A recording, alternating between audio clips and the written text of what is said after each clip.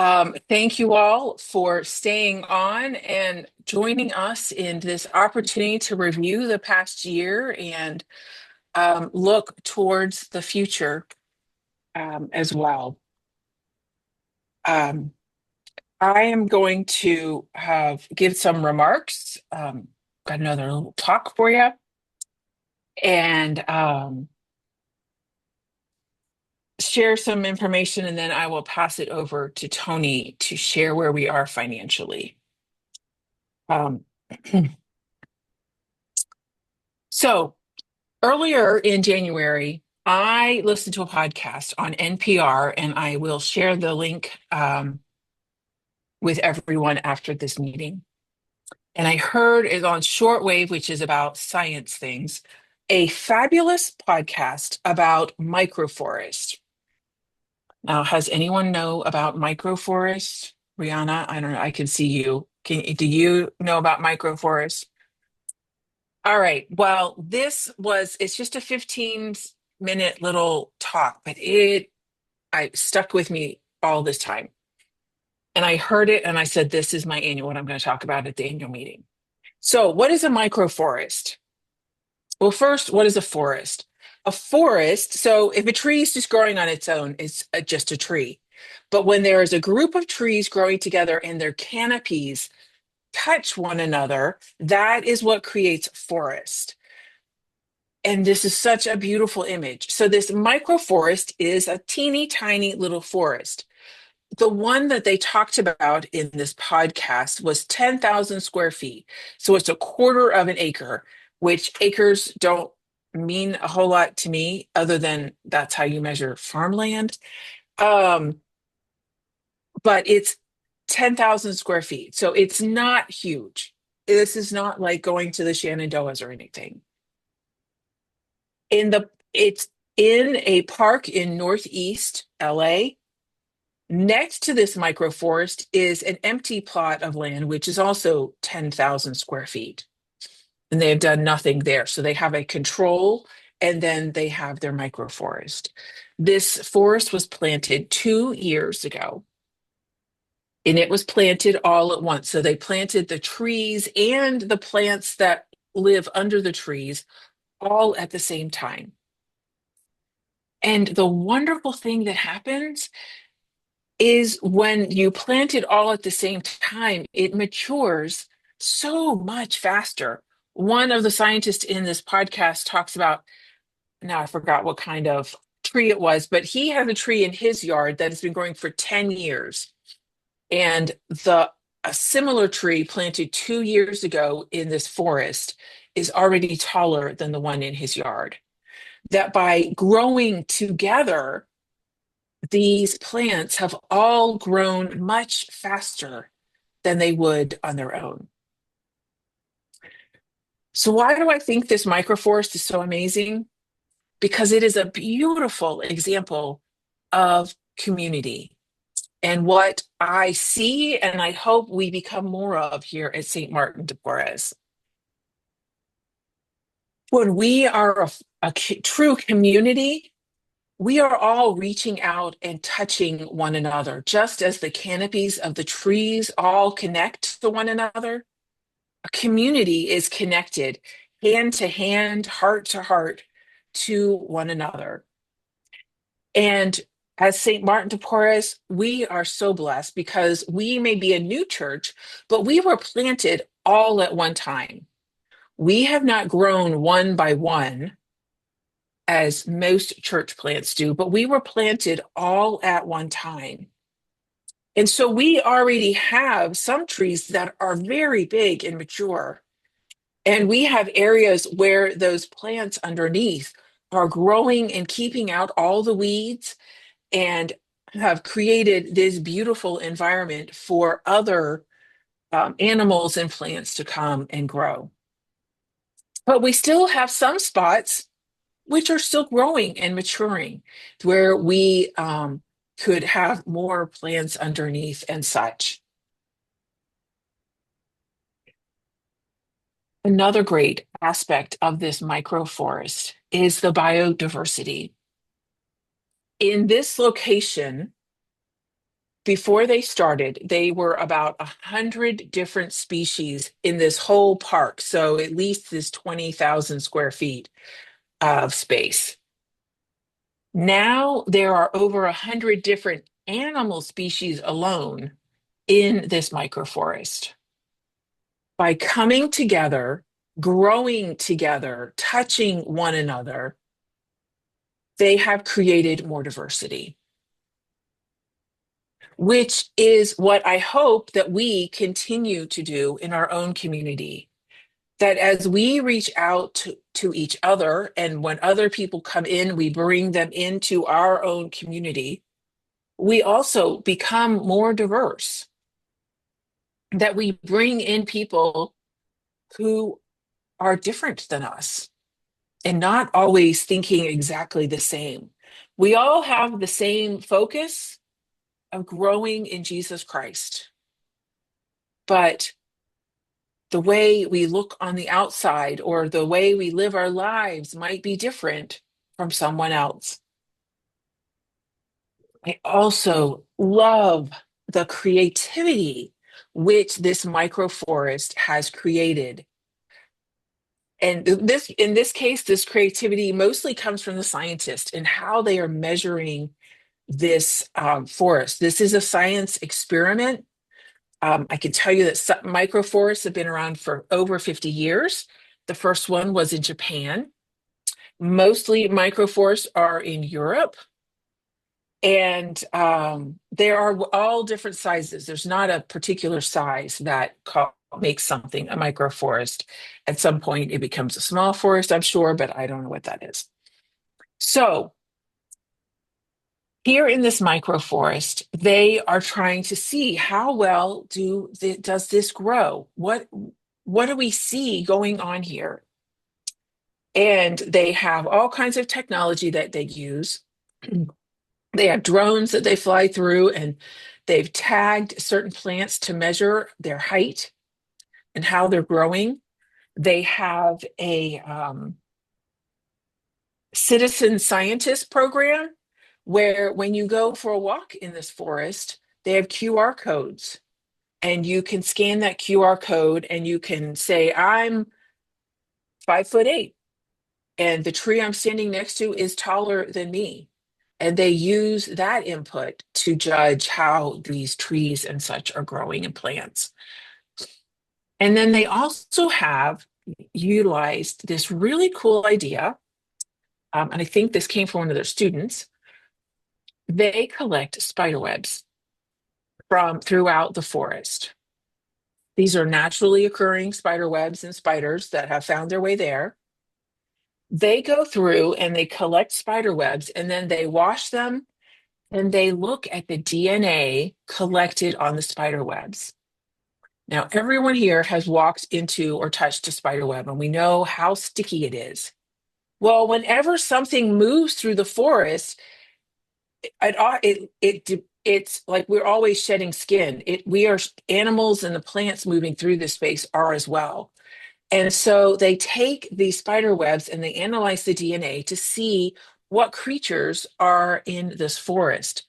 Because while they come through every 2 weeks and they do a count of how many lizards they see and field mice, and they can't see everything because so many plants and animals are really good at hiding. And they're also, when you go at night, it's hard to see. So they have found, by doing this process of collecting and cleaning these spider webs, that's how they know how many different species are through in there. So they know that they have bats. They know that they have a barn owl that flies through this forest by this process. And I'm just tickled by the way they have used something that many of us say, ooh, when you walk into a spider web or put your hand into it. They have used this beautiful creation of God to find different information. And I would love for us to wonder together about things that we do every day that we might look at in a new way. And how do we use what we're going on in our life to talk about God to other people? or motivate us to get out, to do justice, to love kindness, and to walk humbly. This microforest is thriving. After 2 years, they have an 89% survivorship of the plants in this microforest. The plants that are there are are being plants doing their own thing, nothing special. And yet they are keeping out the weeds and invasive plants that are right next door in that empty lot. And the empty lot is full of weeds and invasive plants. I don't think there's anything but weeds and invasive plants in that lot. But yet they are surviving. It says between year 1 and year 2, there was about an 80% reduction, if not more, of weeds within this space. So, how do we come together not to keep people out, but how do we work together to keep out the evil of the world from our community? We live in a place where evil abounds.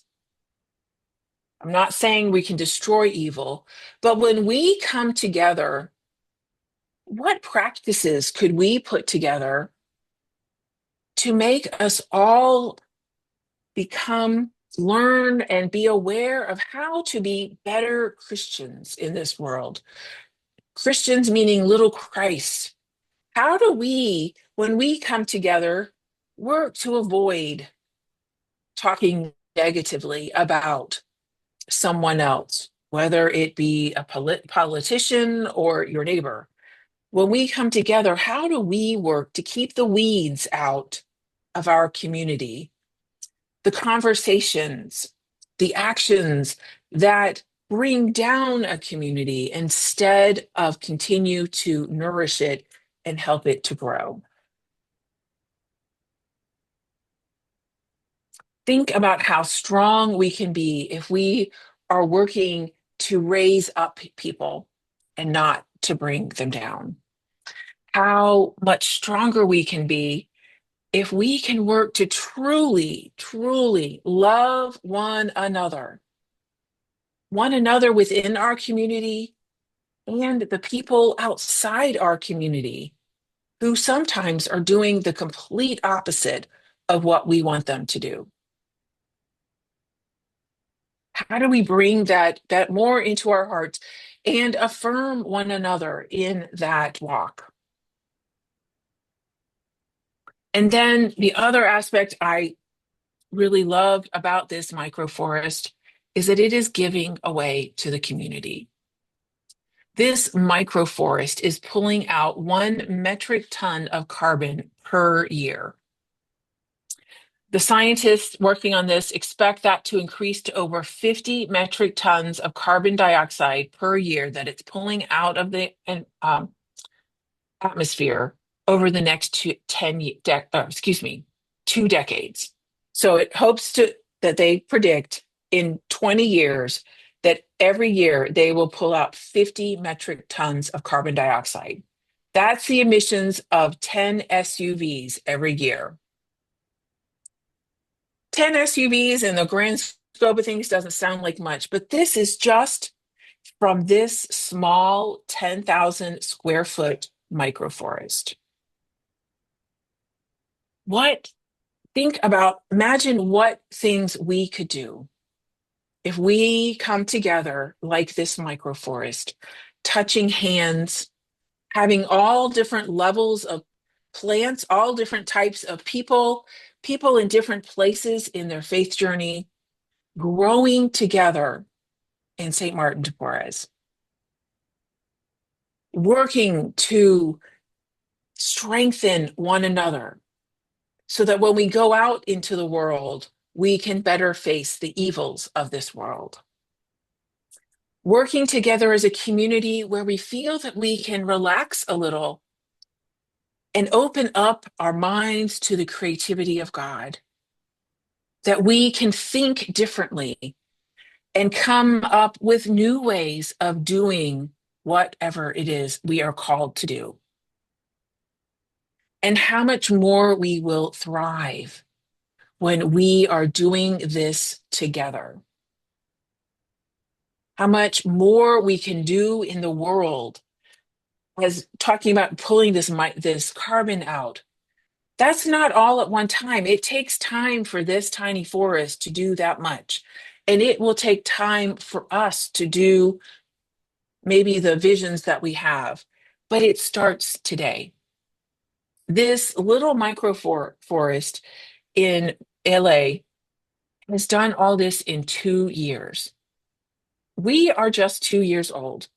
We are just beginning our third year as St. Martin de Porres, and I think it's tremendous what we have done so far. We have a lot more we can and hope we'll do, but we have increased our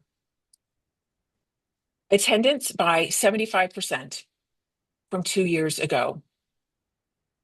We continue to increase our pledging, the amount of people pledging and the amount pledged, so that we are almost covering our cost. Many churches who have been settled for years, have less buildings than us, are struggling to do what we are doing.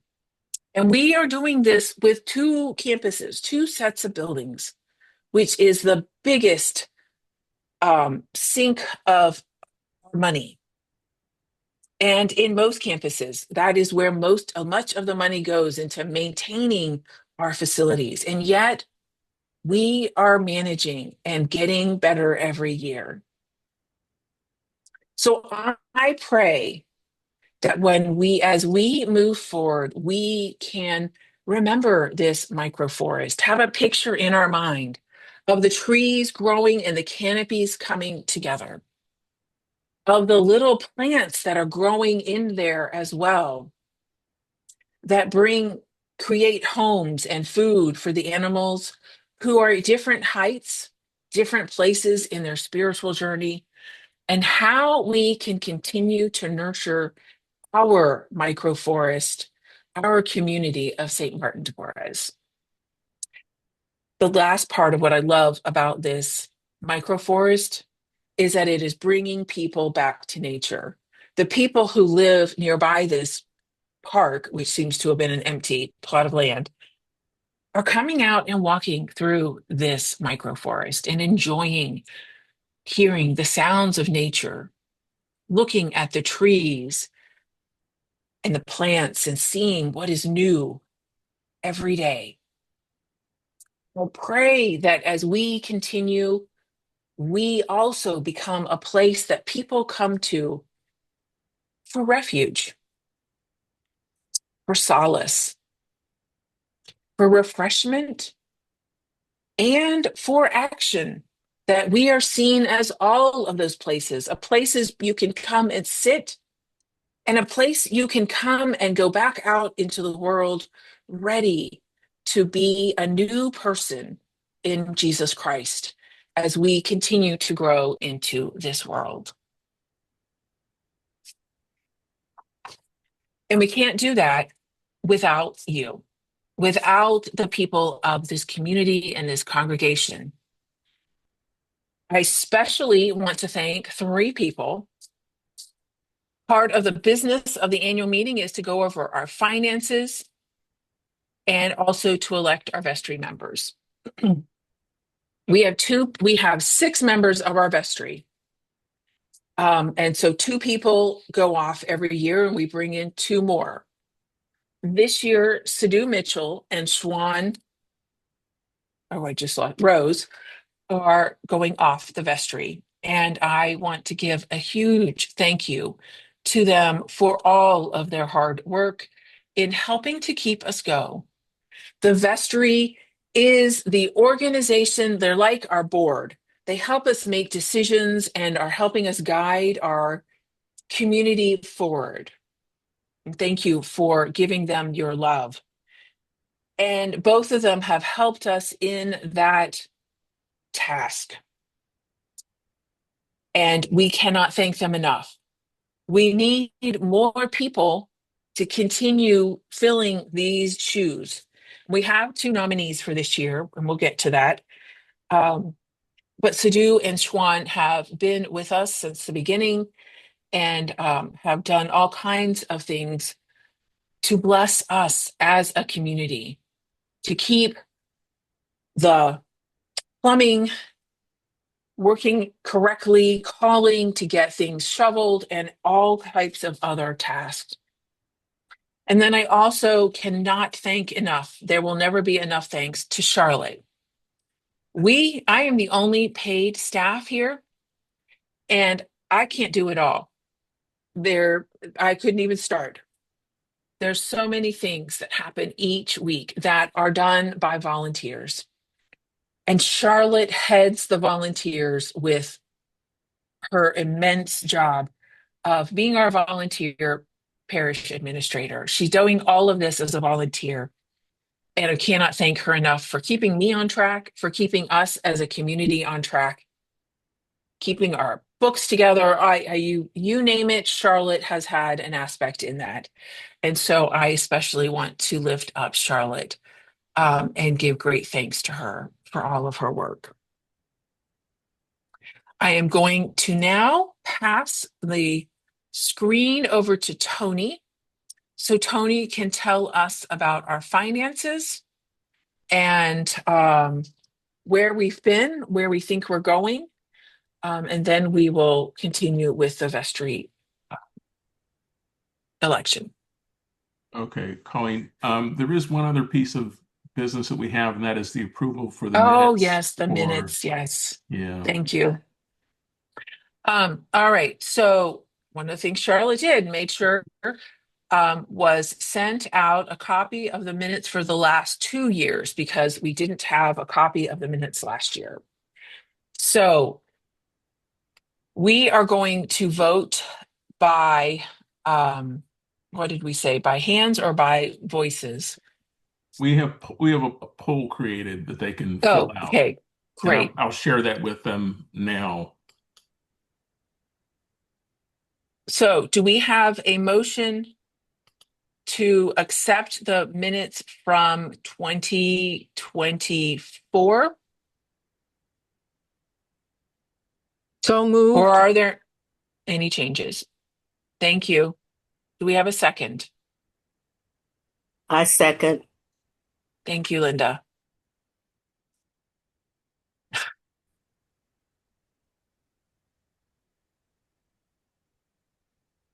And Are there any changes to the minutes? I guess I should have asked that one first.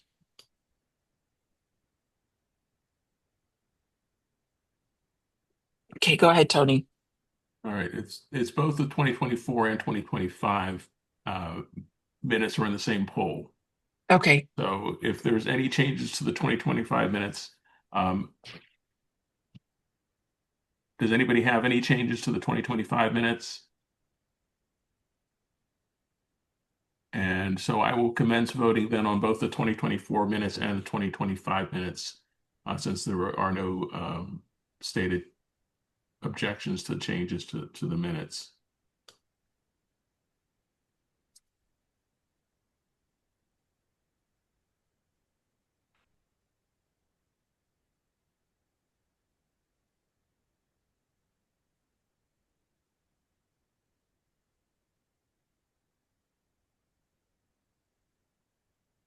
Okay, and here are the results that I have.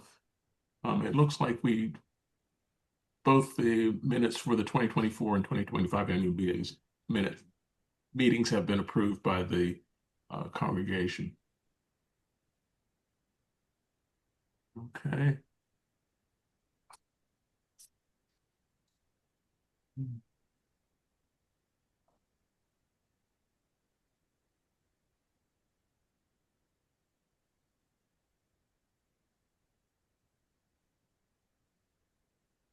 Okay.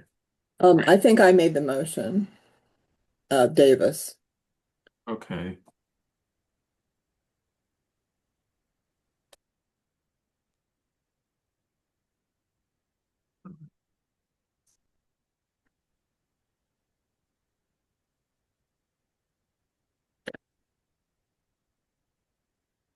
All right, then it looks like we have approved minutes for both of the two previous annual meetings. All right.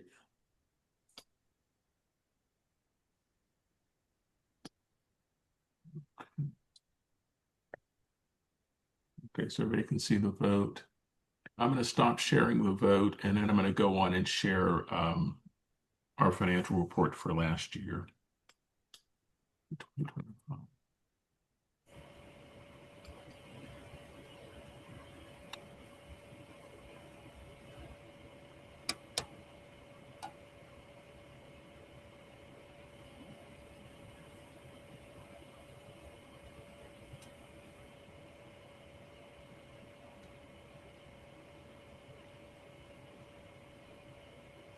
Just bear with me a second.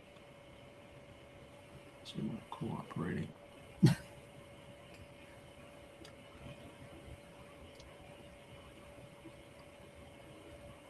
we go. Okay, and hopefully you can see.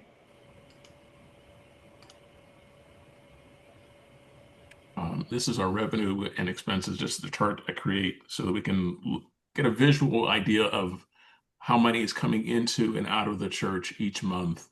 And really what it shows is that we have months where we have expenses that are a little lower than in other months, and months where we have revenue that's a little higher or a little lower in each month. So it's not the same, and cash flow then becomes an issue for us. And so we do have to make sure that we have enough cash available to pay the bills that we have. And Charlotte has done a fantastic job in just making sure that we have the ability to pay the bills whenever they come due. So I do thank Charlotte again just for helping us in getting things in order and keeping us so that we don't have a situation where we don't have enough money available to actually pay the bills. All right. Our total revenue for last year was $314,906. Our total expenses was $334,435. And as we discussed back at Budget and Bagels back in November, we were going to end up with a deficit at the end of the year. It turns out that we are about $20,000, $19,000 in deficit for the year. And that money, the money that came out was used to make up the deficit, came from our savings account. Okay. We currently have 129 members of the church, and this includes children. And I just sort of put this figure in here just so that I can keep track of, so I have an idea of average giving per church member. And if you include the children, it's $47 per week. And then if you don't include the children, it would be $50 per week. And that's just for my own edification as to how much it costs really per church member to run the church. I will give you copies of these documents. I'm going to drop them in the chat as soon as I finish up with this, and then you can just pull them over onto your desktop and you'll have them. You'll have this document, and I'll also give you a copy of the source document that I have for this, which is our financial report for December 2025. All right. So expenses that we have really come down to our worship expenses, our expenses for maintaining the church, and then things that we do for outreach. And in worship, I included the priest and professional development, any of the things that we use for worship supplies, the musicians, any licensing fees that we'd have, inserts and bulletins, and all those other things that go into being able to run the church and have people there that would support us. And so we spent $163,183 last year for our weekly Sunday service at 8 and 10, and then morning prayer on Zoom, and then Compline on Zoom. And then we have our Holy Week services on Monday, Thursday, Good Friday, Holy Saturday, our Easter Vigil, Wednesday Bible study, All Saints service that we have, and the blessing of the pets and Christmas Eve. And then a lot of the other stuff that we do at St. Martin de Porres. So that is really the cost of running the church for our priests and musicians and all the other features that go in with just running the services. Okay, and then we look at our community outreach, assisting people. I have $2,400 here, and that's the amount of money that we contribute to Koinonia and United Community Ministries, United Community. We send each of them $100 per month. But I know that we as a congregation do a lot more for people in the community, and we give a lot more than just this $2,400. And to try to show what it is that we've done for our community, I've listed here some of the items that we donate. We donate, like I said, $100 per month for each of the United Community and for Koinonia. We donated 1,315 pounds for our year-round food collection, 78 pounds of diapers and wipes for Rising Hope. And I have to do it in pounds here because there's no way that I could list all of the merchandise that we've given. It's much cleaner and easier just to give it in terms of pounds. For Super Sunday last year, we had 169 pounds of soup that we divided between Koinonia and United Community, and that beat our collection of 192 pounds in 2024. In July, we contributed 30 pounds of fresh vegetables to Koinonia from our community garden. And I just want to highlight that if you are a member of the community garden and you have vegetables that you'd like to donate, Koinonia is accepting donations of fresh vegetables from our garden. And I would encourage anybody that has surplus just to think of them and as a way of just giving back to the community for that.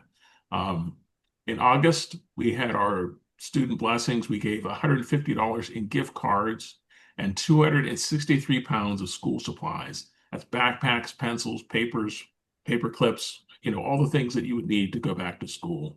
And that was distributed to Koinonia, United Community, and Rising Hope. In November, we gave 257 pounds of food and $1,225 worth of gift cards, and that was divided between Koinonia, United Community. I think it's 52 pounds of food and 610 diapers, and 1 can of formula went to Rising Hope, and that was for our November. And in December, our Christmas giving, we fulfilled the wishes of over 80 children, and it's divided between the Koinonia and United Community, and we also provided $250 worth of gift cards. So for the year, like I said, we are very blessed with the community that we have, with our own community that we have, and what we're able to do for the people that are in our neighborhood. So I would thank you for that. And then for our outreach to the community, this is additional outreach that we do. And this is really things that we do internally for us and also for people that are part of our external community.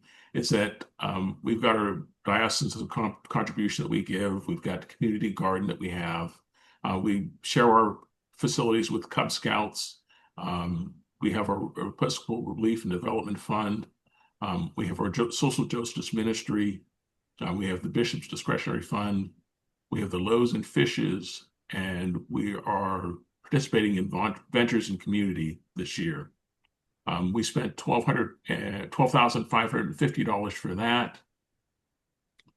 And I'm not sure there's much I want to say more about this other than the Ventures in Community, which is something that was new for me this year, just realizing that we are doing that particular activity. And that is one way that we've gotten into working with Rising Hope in being able to help them with providing meals for people that are homeless. And I participated in that this past month of January.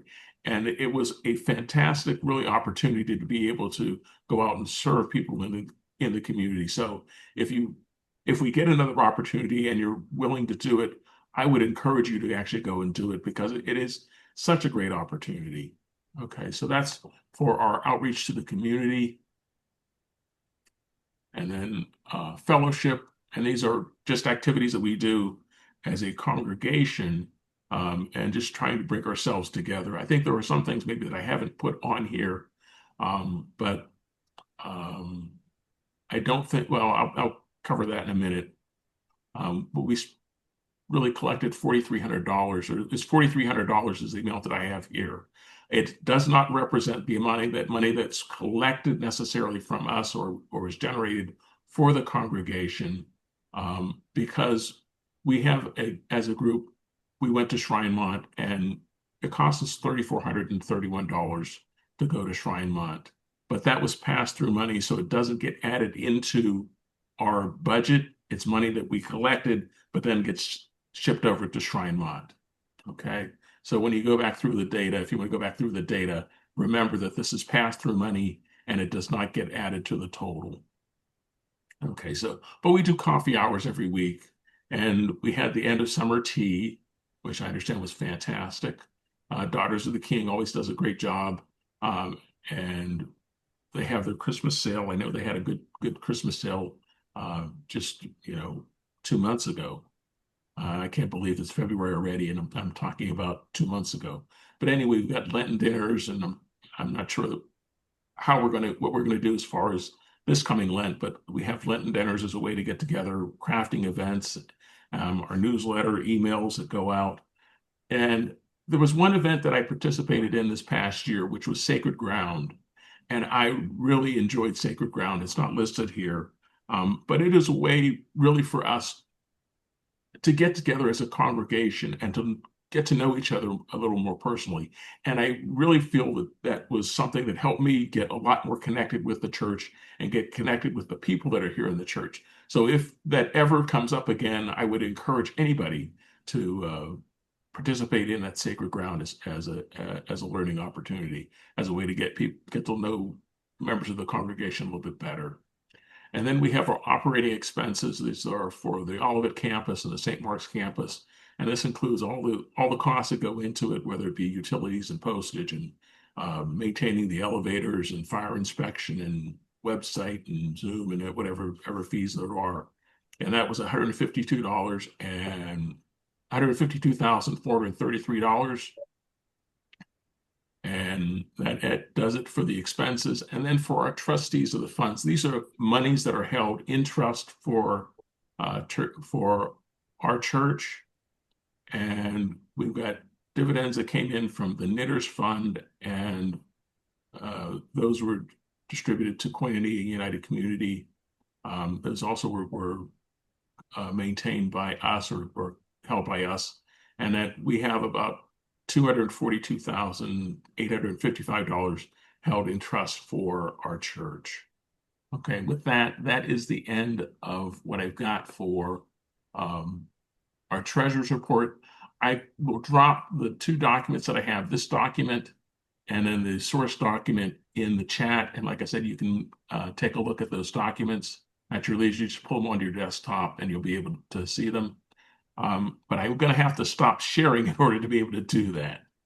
Okay. All right. Now, are there questions about any of this stuff that I gave to you? Or is that going to be?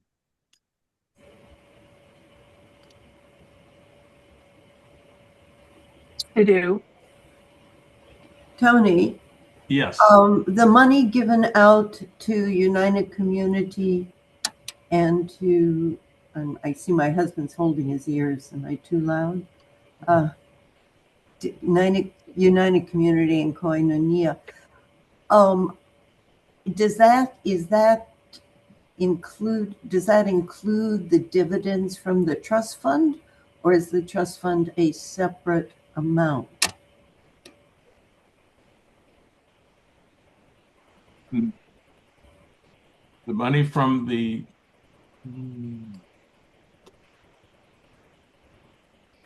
In other words, was it rolled into our outreach? No, it wasn't rolled into our, I'm sorry, it was rolled into our outreach. It Okay, was rolled into our outreach. that's all I Okay. was wondering Yeah, about. it Thank was. you. And I have got a message that has popped up on my screen that I cannot share these with you in the chat. Um, so what I'm going to have to do is this, is whenever I will put them in the newsletter that goes out, and so that way you have access to them that way. Okay? Thank you, Tony. So, with that information, moving forward, our budget for next year is still the same. We have, we use our past budget, what we spent last year as the model for the upcoming year, and it is bare bones. We are still have not talked with Virginia Episcopal Real Estate Partners. We are scheduled to meet, the vestry will be meeting with them on February 9th. That's a Monday evening, to get their review of our finances, our structural buildings, and what needs to be repaired, and this dashboard study of what's going on in the community around us. Um, we have not received their presentation of their suggestions of what we can do. We are looking at how we might rent our spaces, and they have given us guidelines for renting that will be helpful, so that we are more profitable in our renting. Um, we strive to find the balance between being open to community, for the community to be able to rent our space, but also renting at a rate where we are at least covering our expenses, as well as making some income to help us make up this gap we have in our budget and our expenses. So we are really working hard to explore all the avenues in which we can bring more income in to cover this deficit. This is our second year with a deficit. We are abundantly thankful to the good stewardship of St. Mark's community, that they have given us a healthy savings account that we are now drawing from, unfortunately, but that we have that as a safety net at the moment, to draw from to cover our deficit. Um, but we can't keep doing that, and we don't want to keep doing that. We want to have that safety net as an actual safety net for if something happens that we need those funds for, that we haven't considered. So we are looking at ways to bring in more income, to cover that gap between our pledges and our expenses. And so that is fiscally, that is how we are looking to grow, is by rental or finding ways of passive income, in which to bring in money to cover the deficit. We are also, as Tony has said before, I don't think he said it today, but we are doing a much better job of, we have less in the beginning, getting all of these two campuses together, getting them all up to date in their, what am I trying to say? Service at maintenance. That's the word I'm looking for. And the maintenance has been a tremendous job. And Sadhu and Jennifer Fisher and many others have, and well, of course, Charlotte worked tirelessly to help get all of our buildings up to a point where we have caught up on maintenance, which will help moving forward as far as our expenses. We have combined, finally, I think, Charlotte, you can speak if I'm wrong. We've combined all of our accounts. Everything is officially St. Martin de Porres, and combined all of our accounts so that we're not paying two separate accounts for telephone, for example, or internet and gas and such, so that we can better, again, watch our expenses. We are doing everything we can to be fiscally responsible, But as a ministry, we cannot just look at those numbers. We do have to go out in faith on some things. And how do we take care of people within this St. Martin de Porres community and within the larger community in which we live, um, are also priorities. All right, let us move on to our election of our vestry members. The vestry is like the board, as I've said, that helps manage the church. These are elected people to be on the vestry. You should be known to the treasurer, be baptized, and ideally, the canons say confirmed. We want the people who are on the vestry to know the church and to know our community. That doesn't mean a newcomer cannot be a part of the vestry, as one of our nominees is a newcomer. But they are making decisions about, do we spend money here? Do we transfer money? But also about which programs we do. Therese brought forth doing the hypothermia shelter, doing the Advent fair. What kind of things can we do for our Lent on Sundays? So we talk about the whole breadth of ministry and the fiscal responsibilities of the church within the vestry. Again, Sidhu and Schwan are moving off the vestry. They have served faithfully, and have moved us forward. Our nominees for this year's vestry are Herb, and now I don't have it in front of me. Thompson. Herb Thompson. Thompson, thank you. Thank you. And Zarina Aliata. Aliata, thank you, Zarina. They both have volunteered to be on our upcoming vestry. Herb is a new member who joined us last year, is in the Navy. Is Herb on this call? I didn't No. see him. Okay. May I make one point? Yes. We do need to open the floor. Yes, I know, Sidhu. Thank you. Zarina has been a member of the Olivet community and has come back now and is most previously been a member of the 8 o'clock. So I think you're moving to the 10. Her experience is with computers and programming and AI. And so she brings that gift to us. I do want to ask if there are any nominations from the floor. Is there anyone else who would like to put their name forward for nomination to the vestry?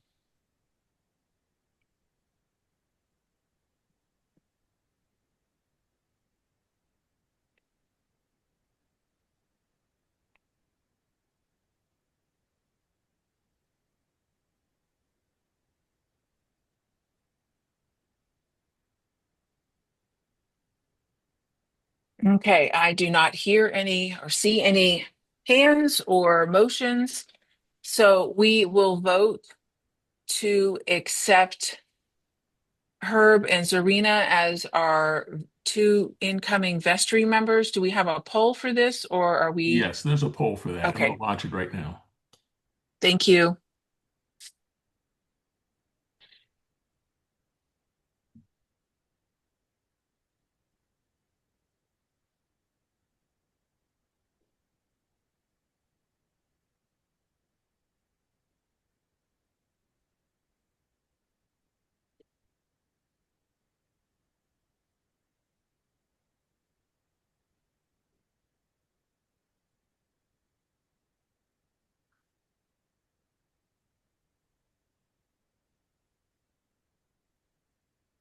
Okay, it looks as if voting is stopped. I'm going to end the poll now.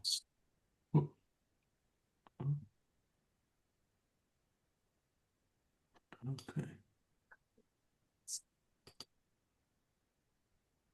So we have no votes, and it looks like they've gotten 32 out of the 33 people that are here in the meeting. Wonderful. All right, please welcome Herb and Zarina to our vestry. I am very excited that they have agreed to support us in this way. And don't forget, there are many ways that you can help us out. We have many ways. We could use your help and your gifts, because you all have gifts to share with this community. All right. And the vestry will be having a retreat on February 21st. Oh, Herb is here. Wonderful. Is there any further business that we need to attend to?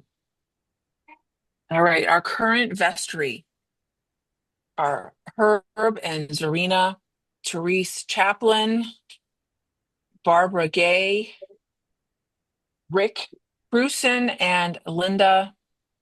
What's your last name, Linda?